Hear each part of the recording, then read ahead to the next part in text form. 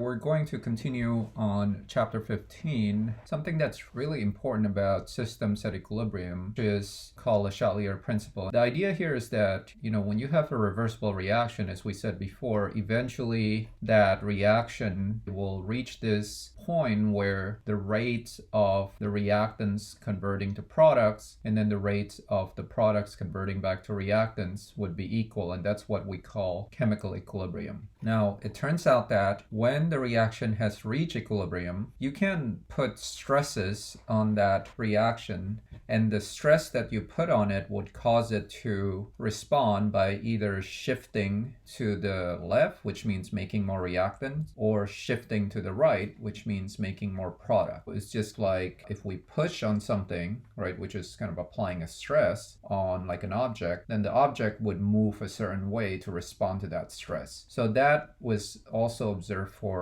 chemical reactions that have reached equilibrium. So let's talk a little bit about what kind of stresses we can apply to the system and the response that the system will generate as a result of that stress. There's a number of stresses and they're all listed here. The first one is whether you add or remove a chemical species, and chemical species could be either reactant or product. So you can either add a reactant or you can remove a product. So the effect is the same. If you add a reactant, well, what is that new molecules of reactants going to do? They're going to increase the concentration of the reactants, which means now there's going to be a lot more collisions, right, hitting between the reactants. And when the reactants hit one another, there's a chance that they're going to form products. So when you add reactant, then eventually the reaction is going to make more product. So that's what we call a right shift, because the right side is the product side. If you remove product, essentially what you're doing is that you're decreasing the concentration of products that you have, right? So if you think about the picture that you have here in systems at equilibrium, if I remove product, basically I'm taking out a bunch of these and leaving it so that it's much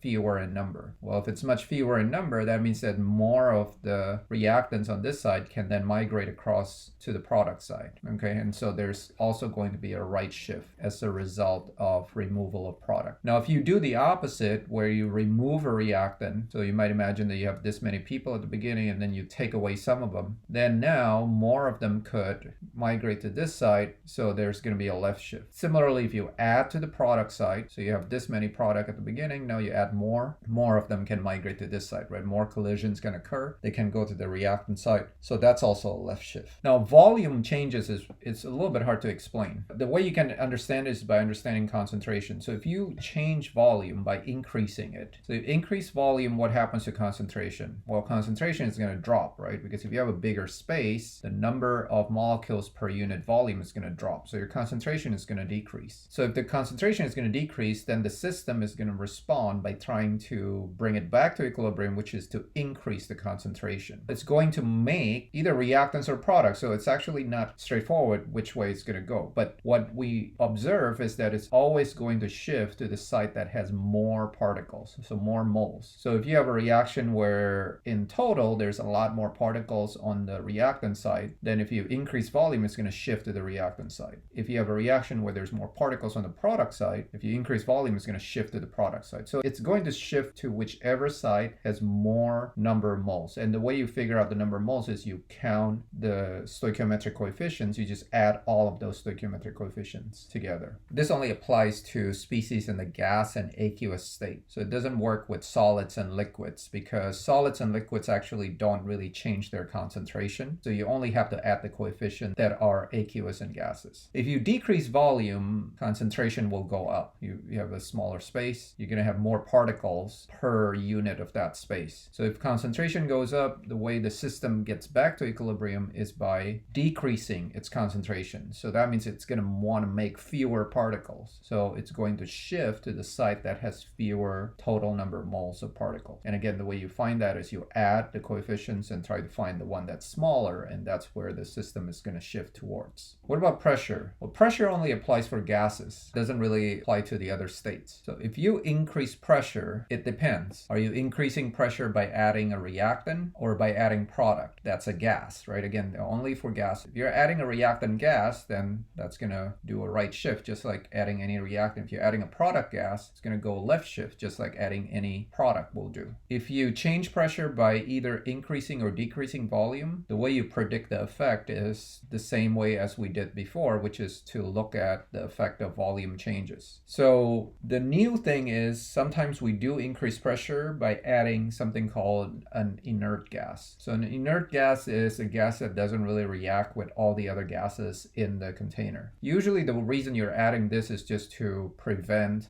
side reactions from occurring. So you might be adding nitrogen, you might be adding a noble gas, and the whole point of it is just to prevent other gases from entering or other species from entering your reaction container so that no side reactions can occur. But because this particular gas doesn't really react with anything inside your container, it also has no effect on the equilibrium. The equilibrium would just stay the same. Sometimes people get confused and say that, well, if I'm adding gas, don't I change the volume? You do change the volume. However, the change in volume is not really that big. It's not like adding a liquid where it sort of takes up a good chunk of space there, right? So when you're adding this gas, it's not really making that big of a difference in the volume. So overall, there's not much of any shift at all with respect to the concentration. So the last part is temperature changes. So the way we analyze temperature changes is by thinking a little bit about what temperature actually measures. In prior videos, we have talked about that what temperature tells us is the speed and the kinetic energy of particles. So the higher temperature you have, the more kinetic energy you're going to have of the particles. And similarly, the lower the temperature, the less the kinetic energy. So really, if we want to be able to predict what temperature does in a reaction when we either increase or decrease it, we're going to need to know what kind of reaction that is with respect to whether it's releasing or absorbing heat, right? Which is a measure of energy transfer. The exothermic reaction, of course, is the reaction that releases heat. My heat or my energy is on the product side because it's being released. So if I increase temperature, I'm adding more energy. The heat is going up. So if my heat is on the product side, if I were increase product, that means that the reaction is going to shift to the left side. And that's why for exothermic reaction, if you increase temperature, it's going to be a left shift. With endothermic reaction, it's the opposite. So you're absorbing energy. That means your energy is on the reactant side. So if I were to increase temperature, if I'm adding energy to the reactant side, then that's going to be a right shift. If you decrease temperature, then you're going to observe exactly the opposite of what you observe here. But again, it will depend on whether your reaction is exothermic or endothermic. I'm going to work on an example now, so it will clearly illustrate exactly how we use these principles that I just talked about. So let's work on this question on the Le Chatelier principle. It gives us a reaction of coal reacting with hydrogen gas to form methane, CH4, and it's asking us to predict the effect of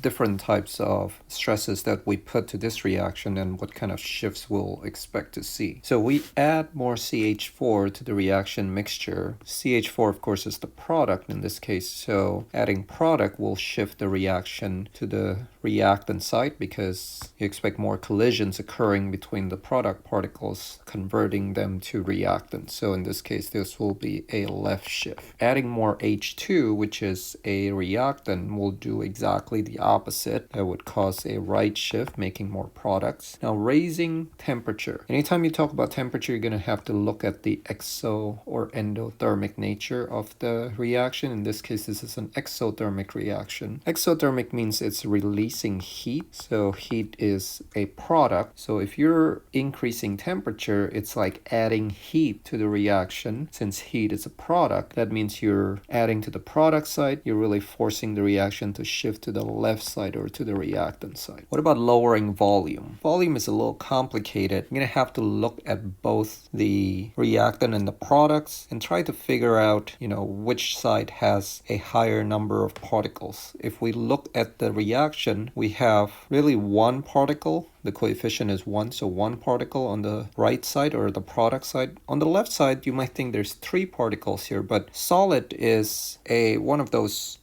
states where the concentration doesn't really change. So if you think about a solid reacting, so let's say you have a certain amount of solid to begin with, then the reaction happens, and now you have much smaller quantity of solid. Well, the concentration of the solid is just its number of moles over its volume. The number of moles is getting smaller as you go from the left side to the right side here, but the volume also gets smaller, and as a result the concentration of the solid remains constant. So when we think about concentration, we don't consider solid to be a factor. So when we think about volume changes, then we don't really think about the change affecting a solid. So really what we care about here is just gas and aqueous solution. So with gases here we have 2 particles because it's H2, and there's 2 of them here with the coefficient, and then CH4 has 1. And remember that if you lower the volume, you're increasing concentration. So if the concentration goes up, what the reaction wants to do is bring that concentration back down. And the way it brings that back down is by decreasing the number of moles. And so it's going to shift to the side that has fewer particles. In this case, it's the product side. So it's going to make a right shift. So that's always a bit of a difficult one to think through. And then the last one is adding a catalyst to the reaction mixture. Well, a catalyst is something that speeds up reaction, but it doesn't really do anything else. It makes things get to the final point faster, but it doesn't change the relative ratio of products to reactants. So remember that equilibrium is that endpoint of a reversible reaction. A catalyst will help the reaction gets there faster, but it doesn't change what that ratio is at equilibrium. So there is not going to be any change or any shift.